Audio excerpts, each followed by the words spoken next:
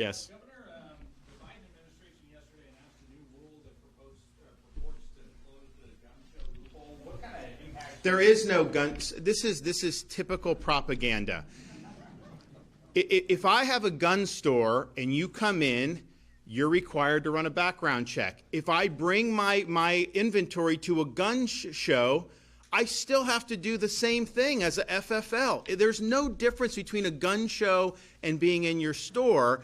And so that is something that really I think is a myth. Clearly, they don't have legislation. They need legislation if they're going to do anything. So it's another example of Biden just acting through executive fiat. He's going to get struck down finally when the whole pistol brace rule, that's unilateral. He does not have authority to do this. So, and the same thing with the student loan bailout. You know, I think the colleges should be responsible to back the student loans because they've really benefited with these kids going into debt. So I'm not unsympathetic to it, but I'm not supportive of telling a truck driver he's got to pay the student loan for someone that got a degree in gender studies. That is not right. And so, but that's a debate you have legislatively. With Biden, he's already gotten slapped down on it.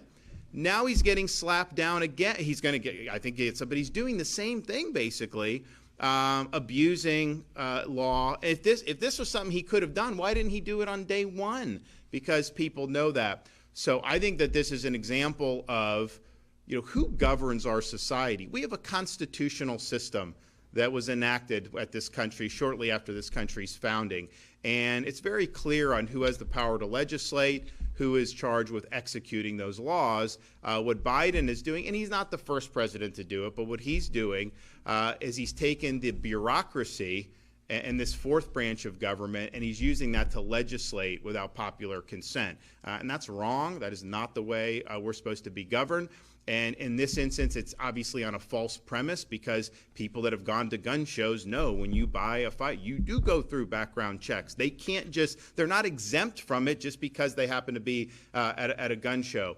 And that's been the law for a long, long time. But it's a symptom of a larger problem of governing by executive fiat, doing these executive orders through the bureaucracy when you can't get this done through Congress.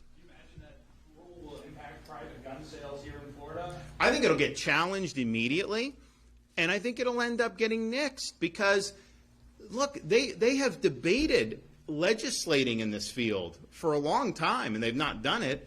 So what? You have those, was that just window dressing, and yet a president can go issue new things? But let's just be clear on these gun shows because you have these narratives and these talking points.